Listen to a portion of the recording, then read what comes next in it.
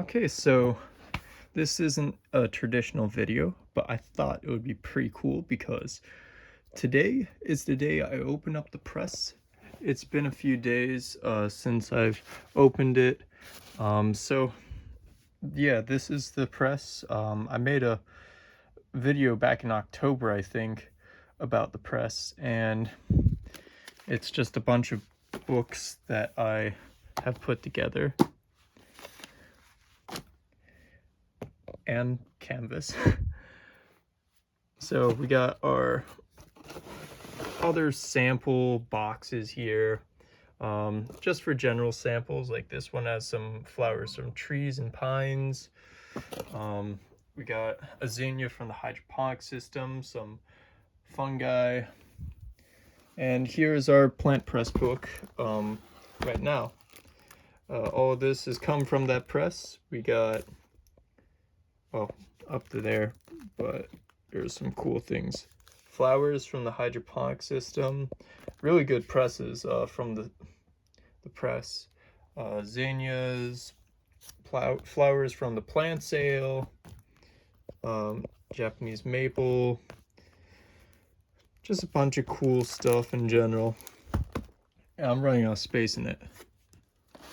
So for now, we're just going to move this mess out of here. This is where I put like the excess samples, like stuff I'll do something about later.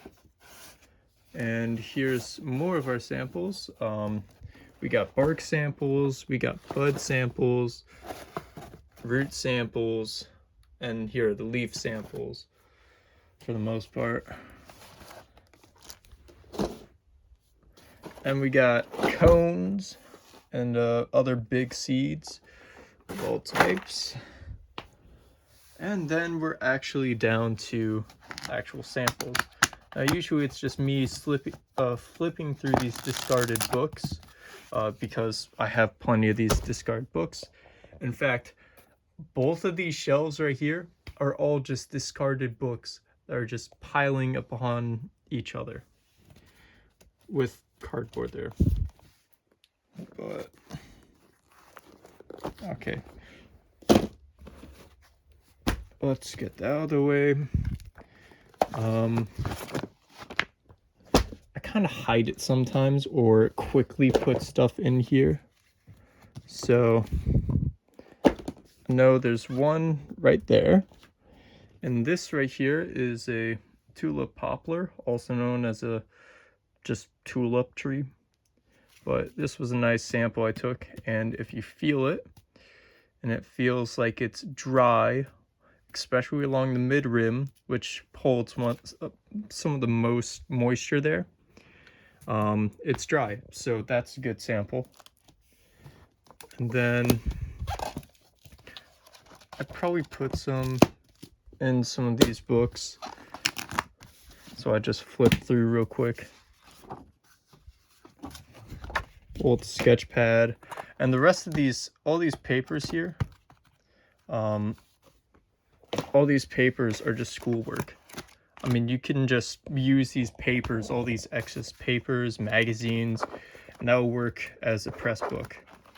Now, I'm a little bit worried about what's under these two books here. Mainly because I was thinking about that. That is a little bit of mold. Oh. I'm not so sure this press came out well. And yup, that's a wet mess. Oh, well, there's the other tulip poplar. At least this one's all right. So now I have a wet mess to deal with.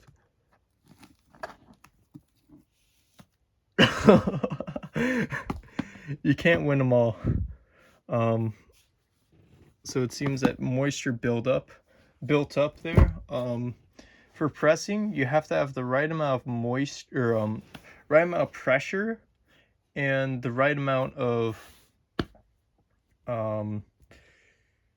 air, I guess you could say, to allow it to air out.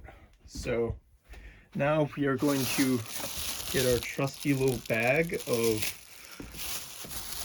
essentially any plant matter, which doesn't press as well. We're going to pick this slimy mess up and just throw it in there. Now, this canvas isn't ruined because it has this little plastic thing on it, so yippee, I was smart about that. And let's set our bag aside. So some of the stuff we got down here are, oh, morning glories. So it seems that our sample right here has creased along the edge and is still a little bit wet. So I think, oh, this one's good, but for all others, the best course of action is just put it in a book. Like, you see that little book right there? Yeah, that fella, I'd have at least half of these samples stored in. A lot of times I use, what was this paper called? Wax paper or something like that. But bags can work as well. Like, for example, with this Kusha dogwood sample I have here. And naturally, flowers are going to have a lot of moisture in it. So I've seen sometimes people cut the flowers or something like that. Other times you can just slap it under a book, or slap it under a bunch of pieces of paper, because you want to change out like the piece of paper that the moisture collects on, because the moisture is just going to leak into the paper. So we're going to put this guy over here for now. And these are just a bunch of discarded history books from my library. Oh, and this was the last flower of the hydroponic system. Last flower there was. Okay, well, it seems the leaves have pressed nicely, but right here, our flower is still a little bit wet. So we're going to put it off to the side. Any others? Oh. And, oh, this guy was cool. When I originally got this fella, you see that little streak up there? That used to be white. But now it's just yellow and brown because all the chlorophyll died. But this area right here was where there wasn't any chlorophyll at all. So occasionally you can keep the greenness of a sample, but I haven't had that luck all that much. And usually you should actually check on your samples a lot more. But since this is just a stack of books with a bunch of random samples put in it, it's kind of hard to do that. Also, trying to get everything level is a good idea. I've just been using these magazines to make sure that these books are level, so there isn't going to be a crease in the press.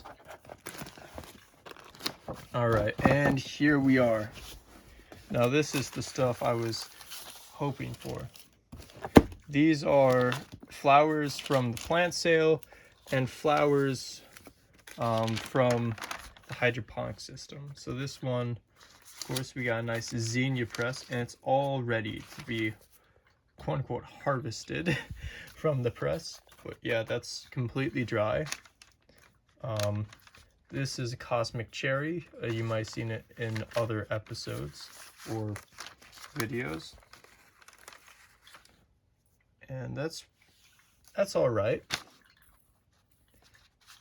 And we got a bachelor's buns right here. This is a borage flower. This is a marigold flower. This is another marigold flower, which is also fray dry. And these things right here are each individual flowers of a marigold I cut open. So I believe that is, yeah, that should be all. That should be all the presses. More recently I had quite a big press, and it was a beautiful leaf. I just put it under they're way too long, moisture built up, and plenty of black and white fuzz just formed all over it, and the sample was toast. But yeah, sometimes it works and sometimes it doesn't work. I'm not that attentive to it, so it's a hit or miss sometimes. Well, that's all for this video. See y'all next time.